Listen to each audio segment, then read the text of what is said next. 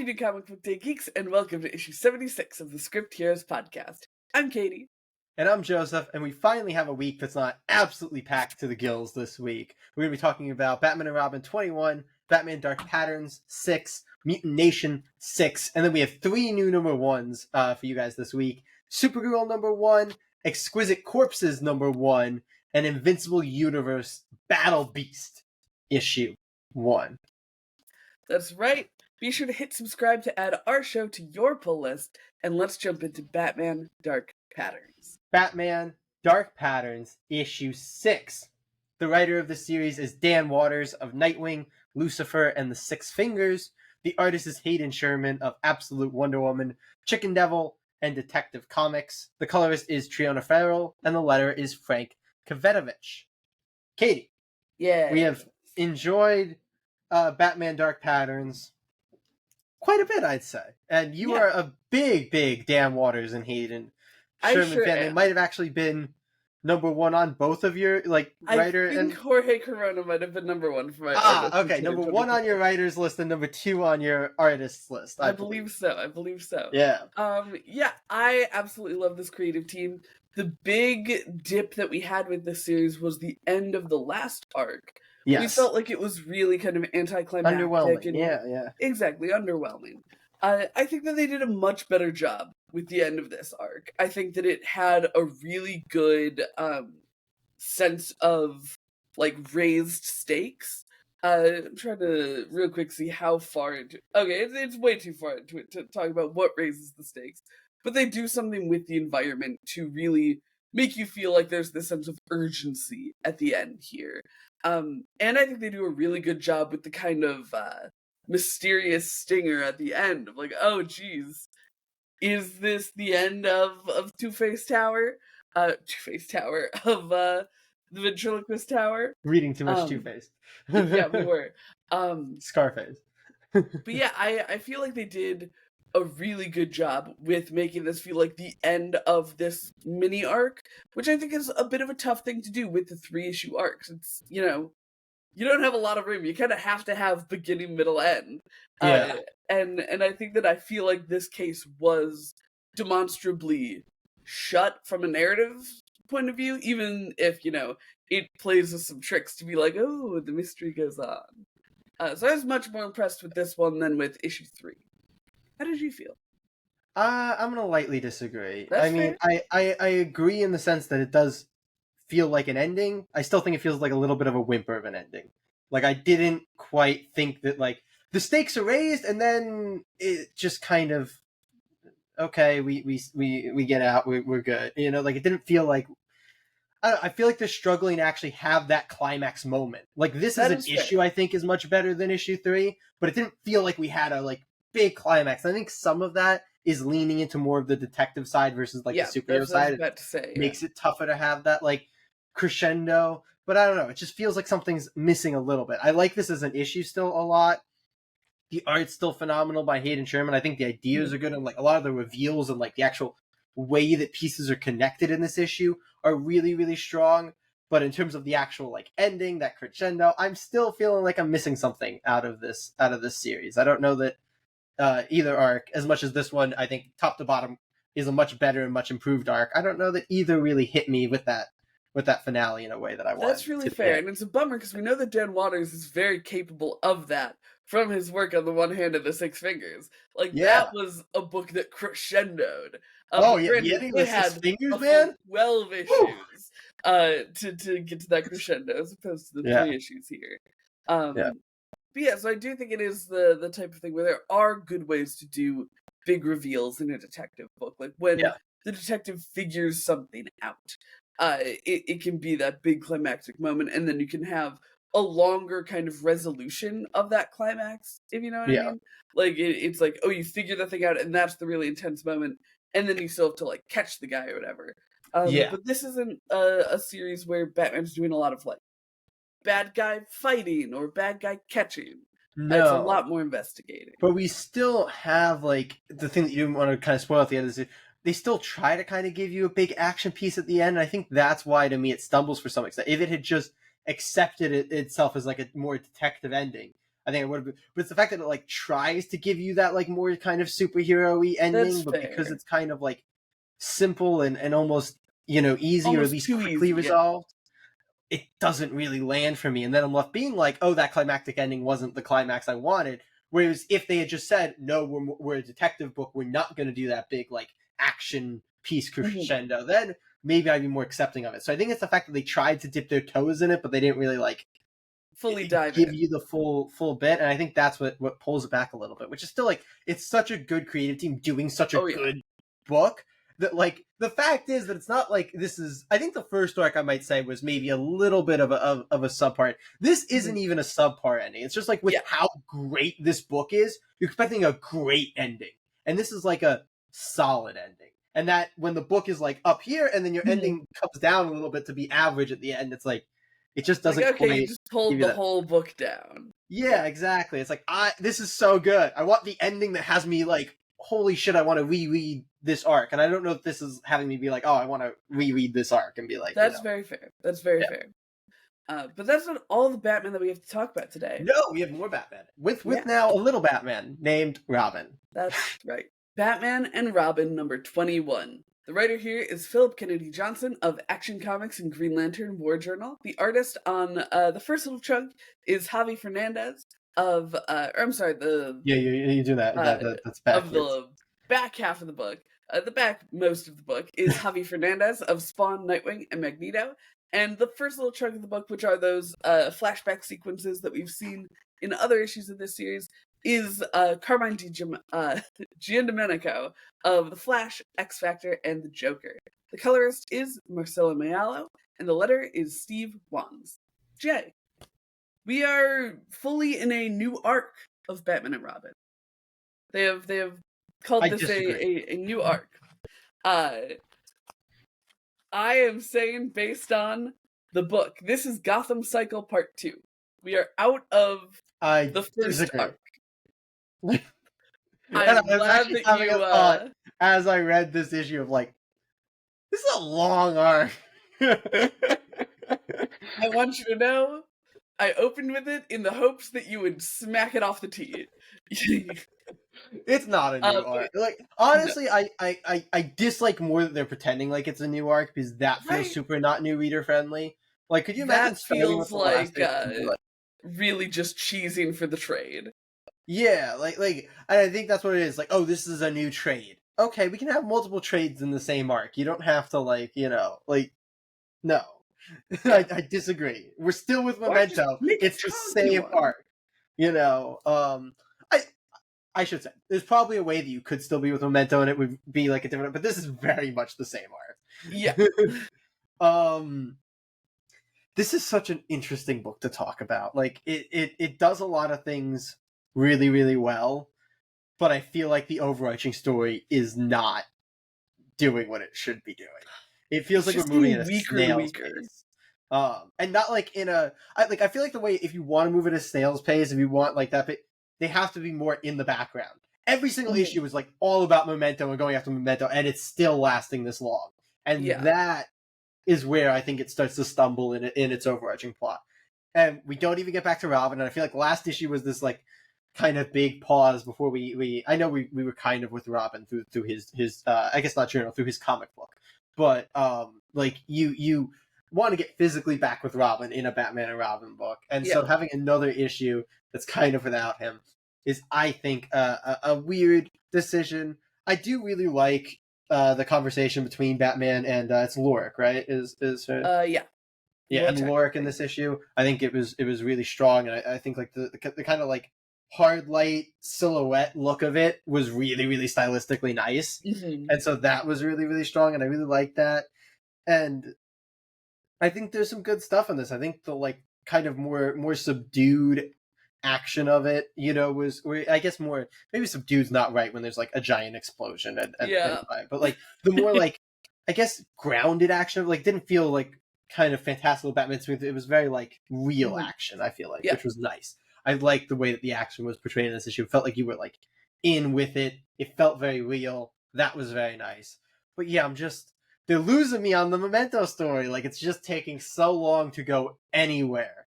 and that's losing me. Which for a book that is very well made and has a lot of interesting ideas, I feel like is a little bit unfortunate. Yeah, I am generally such a sucker for anything that like taps into like the history of Gotham, because I think that Yeah, that makes Batman stories so fucking cool when Gotham gets to like be a character in the Batman mythos. And I was so excited with the introduction of Memento because I'm like, oh, this is super rad. We're gonna get to see a bunch of these like historical Gotham moments, and then yeah, Batman's gonna have to use his knowledge of Gotham to save Gotham. Uh, and now it's 8 issues in, and like you said, it doesn't feel like we've made any progress on finding Memento. Like we no, have a nod to a theory in this book. Uh, it seems that Robin thinks that Etrigan may be involved in some way. It talked about a man who speaks in verse, and a demon. Um, but Batman immediately dismisses this, and yeah, this is after we've had other kind of dead end theories, like Scarecrow being a dead end theory, where yeah, it's like, okay, there's, I feel like the hallmark of a good detective book isn't that you are left confused, it's that you're left wondering, right? yeah, Like, yeah, yeah. and I don't feel like the mystery of Memento has filled me with a lot of wonder of like, oh, who is it? Or, oh, what's this gonna end up being?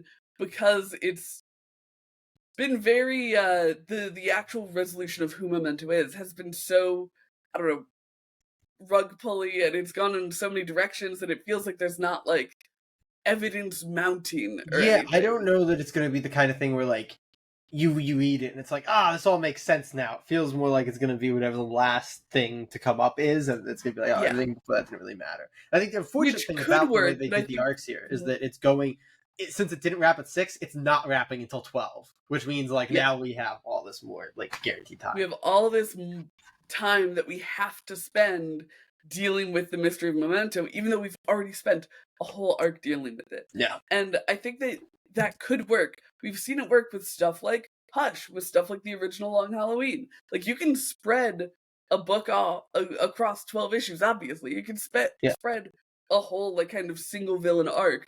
But the important thing about those books is that the mystery villain wasn't the only villain. yeah, Like you exactly. you were doing all these other adventures within And it they that were were like in the all background. leading. Yeah, Exactly. And no, this is so all like you about were saying with Memento. the snail pace. And Yeah, it's all about Memento. So I'm just like, God, Batman's a terrible detective, I guess. yeah, It's he taking spent him all his time 12 with issues to Memento, figure and he this can't out. make any progress. And his child Loser. son is the only one coming up with theories. Yeah, But I do want to say I did really like you were saying, the Lortak and Batman interaction.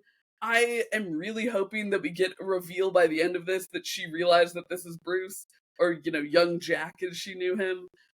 Just because it's a little much for them to be like in such close quarters together, arguing with each other, and it's like, okay, this is, if I'm supposed to believe that you're a really good detective, I feel like if you're working alongside him, I want, and like with Jim Gordon, it's a little different.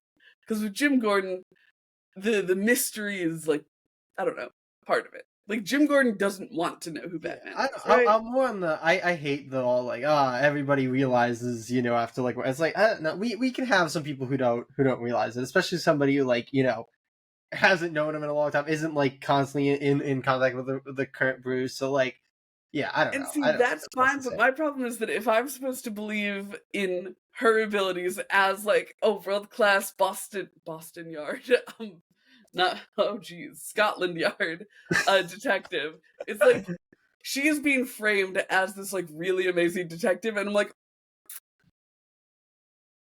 you're talking to him every day about the case that you worked on with him. Fair enough. But yeah, in any case, book needs to get moving. It really I feel does. like is the big thing here. Um, Agreed. And maybe yeah. it will in issue 9. But until then, have you been reading Batman and Robin? Did you jump in with the all-in, introduction like we did, or have you been reading it for a while? And if so, can you tell us? Has it been multiple multi-arc villains that feel like they're overstaying their welcome a little bit? Or do you prefer a villain who's going to overstay their welcome? Do you like that we're sitting with Memento for a very long time? Yep. Because there are, some benefits to it. It is really entrenching him in the Gotham history, I suppose. Which is going to feel even worse if he's like a single writer arc villain and then like never. No, just like a villain who's going to be, forgotten the time, and it's like, oh, we spent all this time with much time with him with this villain just for him to never ever pop up again. It's all right. Then Philip Kennedy Johnson will do another Batman book in 5 years or whatever, and he'll not even a Batman book. He'll do like a Titans book or an offshoot like a Batgirl book, or maybe like a Tim Drake book, and he'll just be like, oh, let me pull this character. Let me pull this. Hey, by the way, Memento still exists. Make a movie about it, please. In any case, we have a brand new DC book to talk about. We have Supergirl #1 from Sophie Campbell. Supergirl issue 1. The writer and artist on this book is Sophie Campbell of TMNT, Mothra, and Hack Slash. The costume designer is Art Germ.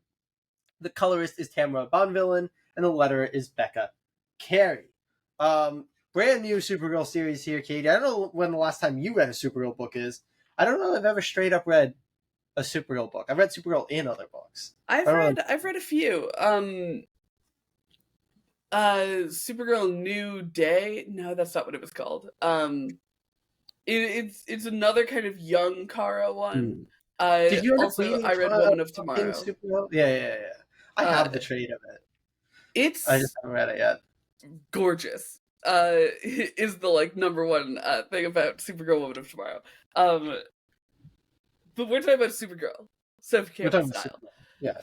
I was a little hesitant at first because Sophie Campbell has kind of like a cute girly pop style to her art, and she immediately focuses on right. Me too. Yeah. But it worried me a little bit because I like Kara when she's not like a bubbly blonde. Like I think that she has previously fallen into that trap. I think that the CW Supergirl show, while weirdly being a good time, like it was a fun show, was good not a great. It did have Martian Manhunter. It wasn't like a great Kara to me, like a great adaptation of her. So I think that she is a character who has a lot of different sides of her that you could call just a lot of ways you can interpret Kara will have history behind them that you can draw from to be like, oh well, I'm writing this Kara, this is canon Kara, this is all canon Kara. And I was very worried with the kind of girly pop style that it was gonna be like incredibly I don't know, bubbly Kara, and I don't think that it drifted too far from a more kind of immature Kara, and not immature because most Karas are immature, whether that's because she's angry or naive. Angry the ball rage.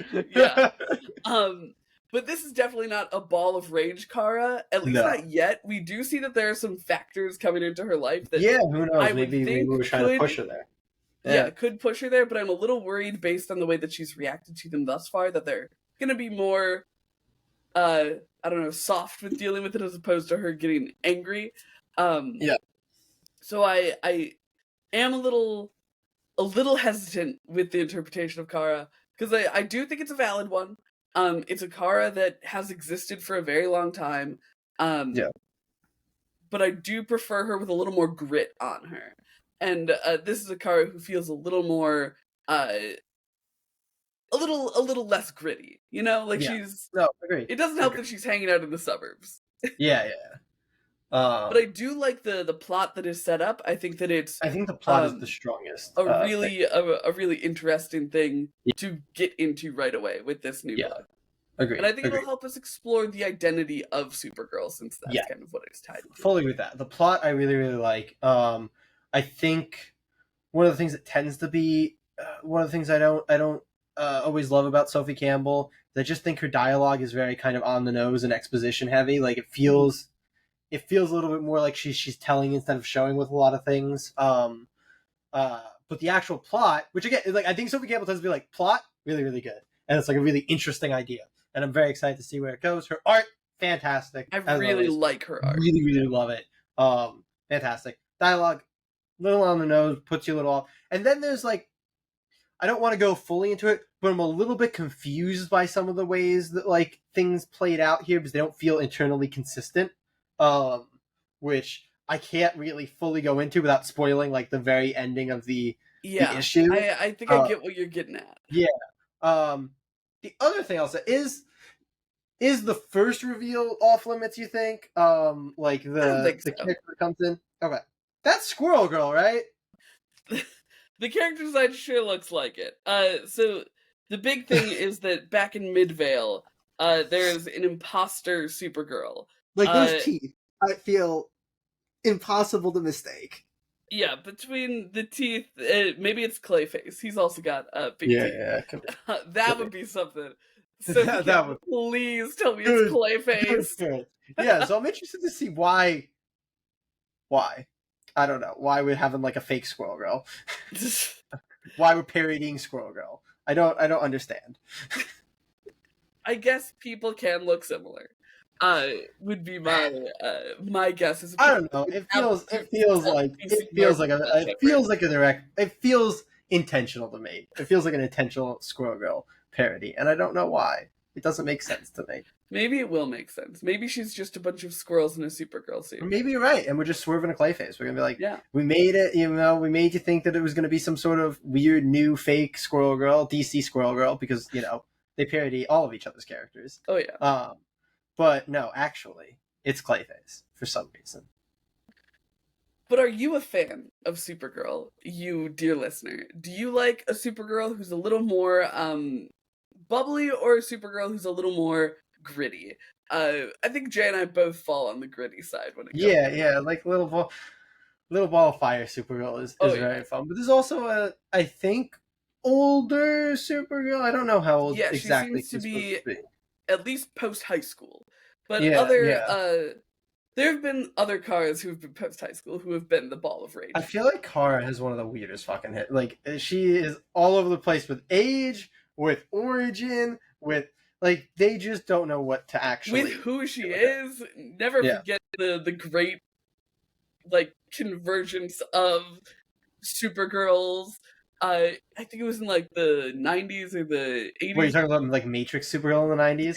Yeah. Weirdly, one of the Supergirls I've read more of, just because I've read like all the books around Death of Superman and Return of, and that was when Matrix Supergirl, because that's when they were pushing like they really wanted the last last son of Krypton thing. So like Supergirl can't actually be from Krypton. So, it's okay. She's a daughter of Krypton. But in any case, tell us how you felt about Supergirl down below. Absolutely. And we are going to go talk about Mutant Nation. Mutant Nation number 6.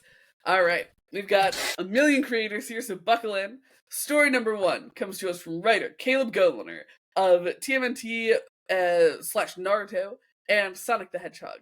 It has art from 2 different friends. We've got Omar Francia of Star Wars, Mass Effect, and Arrow, and Nelson Daniel of Judge Dredd, TMNT, and Venom Space Knight. We've also got a second story going on here. The writer of that story is Dave Wildgaz of Man-Bat, The Flash, and Batman the Brave and the Bold. And the artist and colorist on that book is Victor Kafagi of DC's Legions of Bloom, Vincent, and Little Heroes. The colorist for story 1 is Luis Delgado, and the letterer for the whole damn thing is Russ Wooten. Russ Wooten, baby! Russ Wooten, baby! Who got mad flowers in Battle Beast at the end of the letter. Yeah, I mean, to be fair, he's done like every Skybound book since their inception, which is fairly impressive. It sure is. And he always does a good job. But Jay, Mutant Nation. Yes. We are in a new era of Mutant Nation. We have left our first Mutant Nation. Just as recently revealed last week, the final era of Mutant Nation, I believe it's ending with 9, is the announcement that just dropped. So not much more Mutant Nation to go, very sadly. But I think they're just launching so many new TMNT books that unfortunately the secondary kind of more anthology series is the first to go. So sad days. But yeah, this is an interesting like way to structure kind of a more anthology book like that, which is like the first and longer story is the more like fun, silly, less yeah, exactly. Which, speaking of which, just a ton of fun. It's a So great goofy. Bebop and Rocksteady story. Like, it's a good introduction to Bebop and Rocksteady for anybody who hasn't read them. It's a good, just fun ride with Bebop and Rocksteady if you are familiar with them. And I think it's a fun like turn around and have this while the main book is going on and be like, man, the fact that they are such idiots but also are so terrifying just because of how like much destruction they can cause is such a good turn for them. I also utterly loved the art for this entire story, despite us having two different artists. I thought they both did a phenomenal job. Yeah. But what I really want to talk about is the backup, because Lita is a character that I think has always been a little bit kind of like, I don't know, when you're like the 8th turtle or 9th turtle and the like 3rd female turtle, like it's you kind of end up with a you're not all that important a lot of time. You're kind of this like off to the side character. This story was phenomenal for Lita. Like, it was so good. It was such a good, like, I know comic books have to comic book, but let's like look at what that actually does to this character who's not in the narrative anymore, and like what's happening with them. It was so good. Her like anger towards Jenica and just like trying to figure it out. The funny thing is the way that they actually advertised it, I think I get why they advertised it that way, is a disservice to it, because it's like, I was like, oh, I don't want to watch Lita kind of going around as a like little ninja. Like, that just feels like it's not going to make a lot of sense, and it's not going to be great. So that's how they advertised it. Then you go in the actual book, and it's actually, like not really what it is, which is funny because like this I think is much more accurate. Letters from Lita there, but like it's called Northampton Ninja, and that's more how it was advertised, and that not really what it was. But yeah, utterly phenomenal. I really like what it does with Lita's character. I don't know if this is probably the last we'll see of Lita's character for a while, but I think it's a good story to like explain that and make that be something. But yeah, I really, really enjoyed this. I thought it was a very good emotional story for a character that is, obviously was important in like the time travel stuff of the last arc, not the last arc, but of the last series. But that was, I don't know, messy. So this is a nice with little Lita, actual age Lita getting something to do was nice. Well, I have no context for any of that, and I still really like the pickup. I think that they did such a good job giving her, like you said, it doesn't feel like she's like being teed up to go do something in the main book or anything. No, not at all. But they did such a good job of giving her like a very complete feeling arc and making the place where she is living now with April O'Neil's parents feel very alive, feel very in the universe. I think that it also did a really good job, especially after the Bebop and Rocksteady story, of really making you feel the impact of the anti-mutant sentiments in the world. Like, obviously Bebop and Rocksteady, they're in Las Vegas.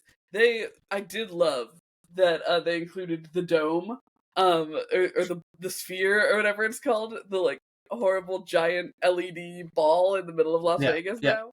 That actively made me laugh. But they are, just fucking around blowing stuff up. Like the anti-mutant of it all isn't like particularly felt. But when she is like begging Mrs. O'Neill to go back to New York, and she's like, it's not in the cards, it's not safe for you right now. I feel like that you really felt the stakes of being a mutant in New York right now, and I think that actually really helps with the vibes of the main book right now, because you really feel that sense of danger for those other characters, even though they're not in this one right now.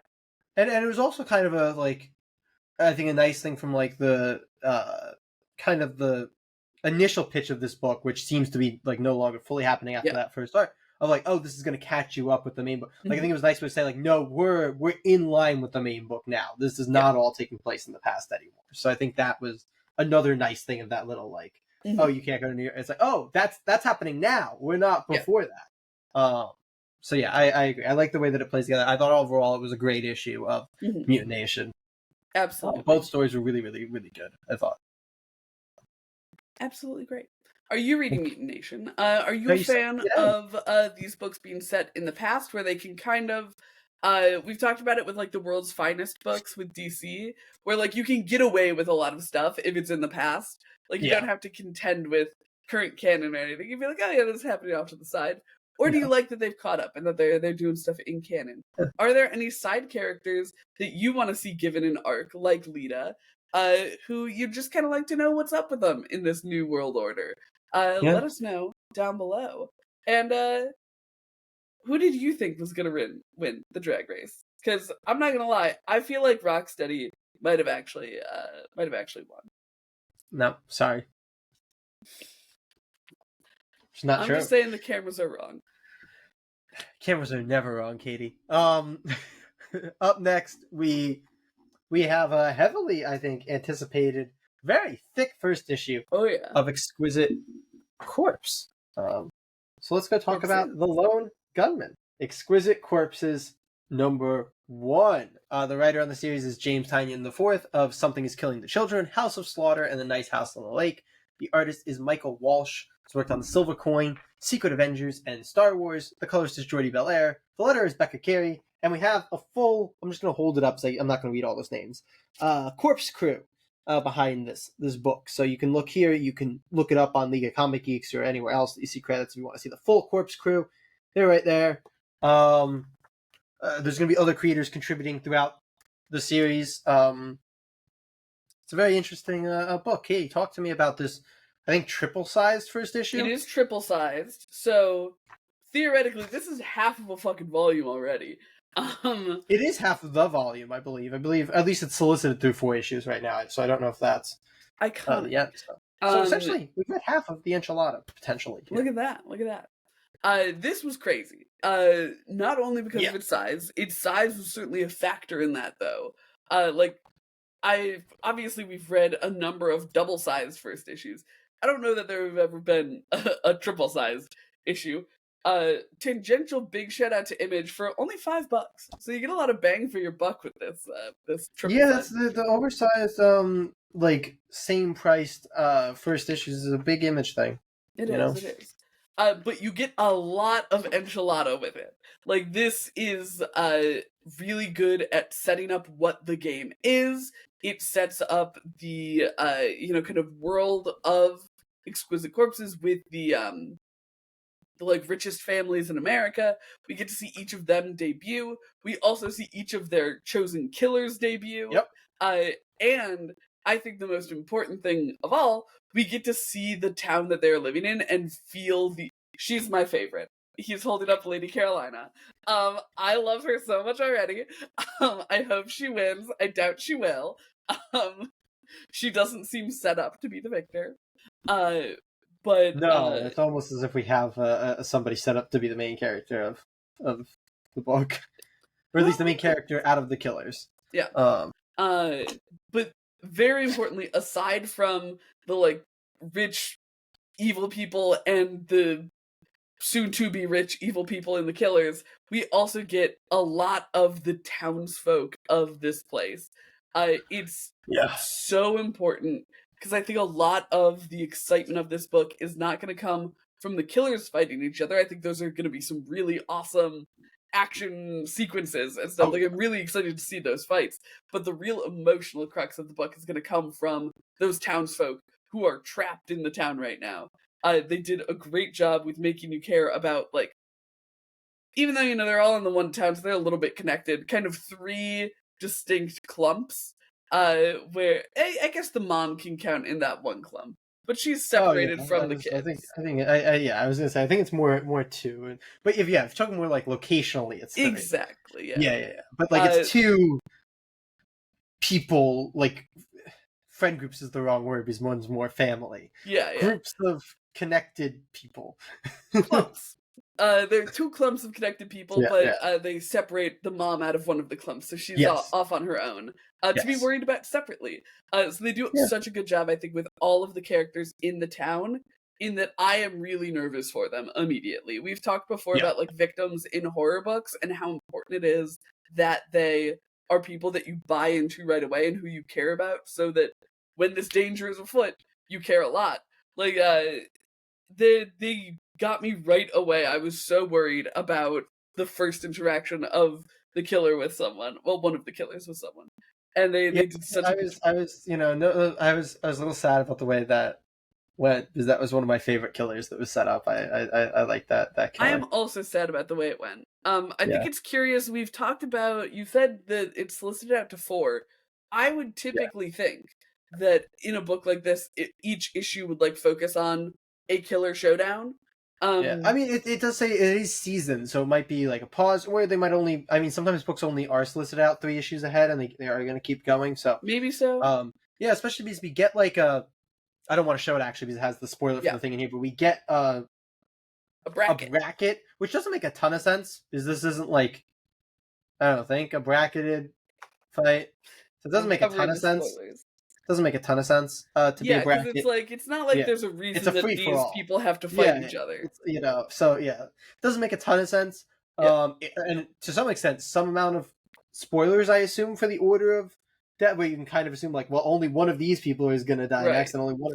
So some amount of that. But I would assume that we might actually be in a situation where this is going to go long enough that we're only losing one per issue, and like that would make this quite a long book. Yeah, yeah. And I would not be against that. I Me think that it neither. could be really I am exciting. always here for long running comic Yeah. books. I I am think the tricky a big thing, proponent if of this it. book goes for a very long time, will be maintaining the like fear for the lives of the civilians. Like, you know how You later should just start Nightmare on Elm following more Street civilians. stories relate. It's the good old Walking Dead method of like, okay, we've killed too many. Let's merge with another group. Let's get more There you people go. in There here, you and go. then that's what it's just like every time a civilian dies, it's like okay, let's show you another civilian and Yes. another group of friends. It's like Hey, yeah, it could work. It could work. it could work. I'm here for it. Yeah, overall a crazy start. Oh Did my you god, read yes. Exquisite Corpses? Were you excited about Yeah. Exquisite Corpses before it started? Will you be playing the Exquisite Corpses card game that Jay got a promo card for in his polybag? Yeah. No, I think we're very excited to see where it goes. A lot of good setup in this issue, good world building. Yeah. But we have one more book left, the start of another heavily hyped series. We're going to talk about Invincible Universe, Battle Beast, issue 1. Let's do it. Invincible Universe Battle Beast number 1. The writer here is Robert Kirkman of course, Invincible, Walking Dead, and Void Rivals, and the artist is Ryan Otley of course, Invincible, The Hulk, and Spider-Man. The colorist is Annalisa Leone, and the letterer is Russ Wooten. Jay, you you don't have very many strong feelings, I'm sure, about this no character from this book that you Yeah. love dearly. It's such a because I think Battle Beast is like everybody's favorite character, so it sucks. But like I am such a fan of like the wandering warrior who like just is looking for like that's so good. I love that he just looking for a fight. I love it's like it's a battle arena comic without the arena. Like it's him just going out and looking for battles, which I love. I feel the need to start with something very stupid that annoys me, then ask you a question before I actually talk about my feelings on this book. Okay. So, if this one goes long, I'm sorry. There hasn't been a new Invincible comic for like 8. I don't remember when. I don't know when the book ended. It was like 2017, 2018, I think, somewhere in there. In any case, the first thing that annoys me is that it's Invincible Universe Battle Beast and not Invincible Presents Battle Beast. Like they had set a format back in the day for character books. It is supposed to be Invincible Presents. Bad on you, not sticking to your own format. I'm so sorry that happened to you. Then my question for you is, could you tell this was not all the same book? No, nothing that I noticed.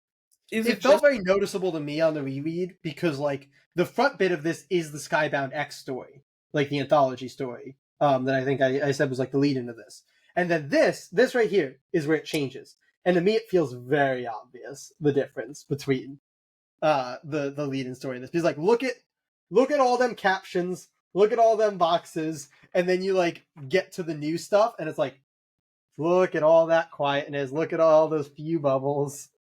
I mean, it also was just a different part of the story. So like I took it as it was a very different vibe. So to me it was funny.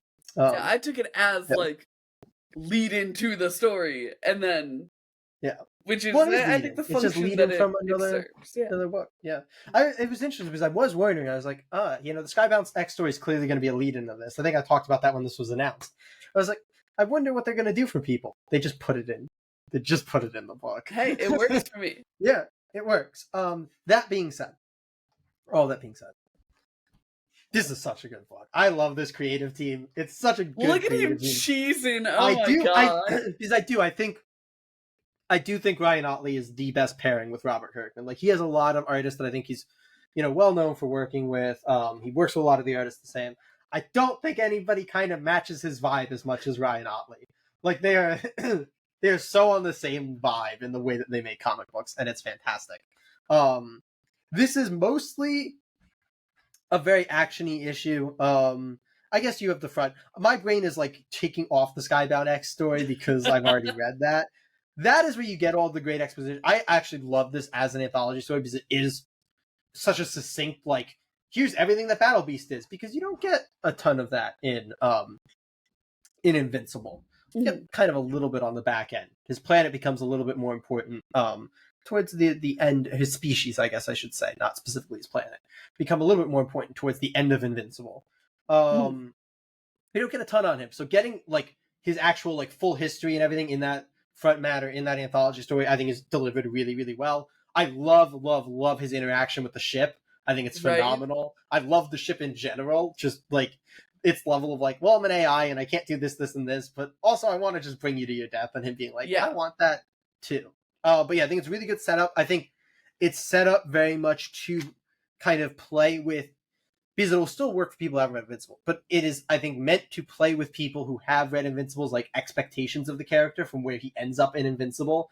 And then like you're very quickly reminded, like, wait, no, this is still him at the beginning of his like, story. So he's still the character what he was when he first showed up. He's not the character that he is when he comes back. And it has you very invested to see, like, how does he become that character? None of that means anything to me. I'm trying not to, because I know we're going to read Invincible at some point, so I'm trying not to, like, you want me to hear? I'll take my headphones off for a second. There you go. Jay, I think it was pretty obvious to all of you, but I was talking about Battle Beast going from his more just want to kill everybody self to the more heroic Battle Beast towards the end of the series, who still typically wants to kill everybody, but he's more, he's a little bit more heroic, and he would save people a bit more, so you wouldn't kind of get what happens at the end here. But yeah, anyway. He enjoyed that bit too much. No, but I'm interested to hear, as somebody who's not read Invincible, somebody who doesn't know Battle Beast, as somebody who doesn't have the context for this scene right here. I mean, I think it was pretty easy to pick up at least the vibe of the scene. Like, he came to Earth, he beat the shit out of everyone, and he left. That is good enough for your purposes, yes. Yeah, exactly. So I felt very welcomed. As someone who has truly never read a crumb of Invincible, I haven't watched the show. This doesn't feel like Invincible to me. Like, because I have no points. It's not different than Invincible. It's more similar to the end of Invincible. It's less superhero book and more sci-fi book, Yeah, for sure. And like, I'm not saying it's a bad thing that it doesn't feel Invincible. No, absolutely. It's because I truly have no sense of what the identity of Invincible is. So I am reading this fully as Battle Beast, not Invincible universe Battle Beast. I'm just like, okay, cool. I am going to be reading this close character study on this really interesting, complex character. And I feel that the context that I am given for who he is as a character is given to me. Like, I'm not missing anything. Far more context here for him than you do in like the entire Invincible series. Yeah. So I don't feel like I'm missing out having not read Invincible. Yeah. So I am just along for the ride, wherever that ride ends up taking us, because I don't know what his character growth is going to look like. I don't know if he comes back as a good guy. I don't know if he comes back without his arms. I don't know what his future holds. Yeah. That's what we were talking about when your headphones were off. We were talking about what the future holds. But that's what I figured. We just took my headphones off, because I am very happy to be just along for the Yeah. ride on this. But I Like think you it said, it's touches just on like such a the smart gorgeous thing they book. did here, which was like, okay, we want to do a spin-off book, but it's been a long time. There's new fans from the show and stuff. Like, what do we do? It's like if you take a lot of other characters that were, you know, I mean, Battle Beast does end up being a major character, but there's an interesting thing. Like, you take a lot of characters, like, well, either we have to summarize a bunch of stuff, or we have to accept that people just aren't going to have the full context. With this, there's the very nice thing with Battle Beast that he shows up for a single issue early in the book, and then comes back much, much later in the book. And there's a whole story to be told in there. And all people are missing is that one issue that can be pretty succinctly given to you by that one page, or at least enough can be given to you by that one page. So I think it speaks to how smart this was as the book to make. Absolutely. And it's just such a beautiful book on the face of it. Like, Yeah, Ryan I mean, we Ottley's got to art talk about Ryan Ottley being is one of the phenomenal. best artists in comics. I also absolutely adored the choreography of their fight. Like, I don't know what Kirkman That's and the Invincible Ottley's identity, man. Is Ryan Ottley's incredible fight scenes. Like, amazing. this man goes hard. Yeah, he knows how to make every hit feel like it hurts. He knows how to make everything feel impactful. There's no part of this fight that feels like an exploratory blow or like a made for show kind of hit. You know what I mean? Like, everything feels like the characters are doing it because they're trying to kill the other character. Nothing feels like it's showboating or just for the audience's benefit of being able to see cool shit. It's just like, no, it feels like all of the cool shit is just a part of the fight. And that's really, really rad. Yeah. No, like, you know, the kind of classic superhero punch where, like, you see them after the punch and the person's, like, flying back. Yeah. Like, that's such a bubblegummy, like a rubber bandy type of hit. There's not that here. Everything feels violent and tough. That's the Invincible identity that I think is carrying over, despite, you know, it being a very different. It's like, okay, no, these fights that feel so visceral and so like there's gonna be people are gonna get hurt when you have people with superhuman powers, like, and I think this is one of the things that they talk about a lot with the way that the action went. Invincible, it's like people shouldn't like kind of just be bouncing off each other. Like, with that amount of power, you expect people to get bloody, you expect guts and limbs lost and all that stuff, and that's, I think, the Invincible that's carrying over here. And I love that so much. Ryan Ottley, what a lad. What a lad. The only concern I have in Kirkman's letter in the back, he does say that he's like, oh, and for everyone who's very excited about seeing Invincible characters, there's more coming. And I'm like, oh no, I hope it doesn't become less accessible. My guess would be that it'll be more like minor inside, like it'll make sense in this story. Because, like, the thing is, outside of the people he fought in that room, who I don't think for the most part he can encounter again, it will be Battle Beast's first time meeting any other Invincible character. So, in theory, it should then be accessible through it being his first time and your first time. But you know, there's also a lot that I don't think he can meet because he kind of has to. Obviously, where he ends up when he enters, there will be a big crossover with Invincible, seemingly, at the end of this, because he has to end up in a very specific place for then the Invincible events to happen. So that must happen. And that might be, I don't think that should be too confusing, but that should be like a big crossover. I don't know, because like I don't think, like, he can't meet Adam Eve. He can't meet Mark again, obviously. Like, there's characters that he really can't cross over with without things being heavily messy. So. For sure. But yeah, really amazing issue. Yes. Jay, I'm going to kick it right to you. Yeah. Are you saying I'm a predictable man? Yeah. Yeah, I am. What if I surprise you? You won't. You know, now you make me want to do it just to surprise. No, it's Invincible Universe Battle Beast issue 1. Yeah, there's some weeks where I would be like, oh no, if I make fun of him, he might change his book. It was not a risk. I know, but Exquisite Corpses was really, really good, and I did feel, which is why it's my pull this record. There you go. Yeah, I think it's something that has really long legs, and getting in now is going to. Who has long legs in that? I thought everybody's legs were very normal sized. I quit the podcast. Goodbye, everyone. That's what finally did it? That's what finally did it. Absolute goonery. But yeah, Exquisite Corpses, Battle Beast was Yes. amazing as well. Oh, yeah. Two really, really great books to pick up this week and Absolutely. add to your But pull. we have, what, like 8? I think we're back to 8 next week, or 7. 7 next week. Katie, do you want to tell me what we got coming up next I would week? love nothing more than to tell you what we have coming up next week. We have Titans, number 23. We have Nightwing, number 126. We have Daredevil, Unleash Hell, numbers 4 and 5. We also have Bug Wars, number 4. We have Batman Superman World's Finest, 39.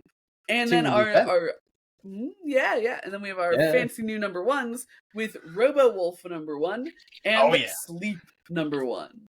But Jay, if someone doesn't want to wait all the way until next Wednesday to hang out with us again, what do we have going on? We have a whole lot of Robert Kirkman stuff to celebrate Invincible Universe Battle Beast. We just read what I consider one of the forgotten gems of Robert Kirkman, and Katie quite loved as well. Sure did. We talked about Tales of the Realm for our last Strange Saturday Super Show, which is a Robert Kirkman book about TV stars in a like advanced D&D fantasy world. In like a science fantasy world. Yeah. And they go on a quest to rescue a movie producer to try to upgrade from TV stars to movie stars. It is hilarious. It is ridiculous. It is worth a watch, and it is worth a read. Absolutely.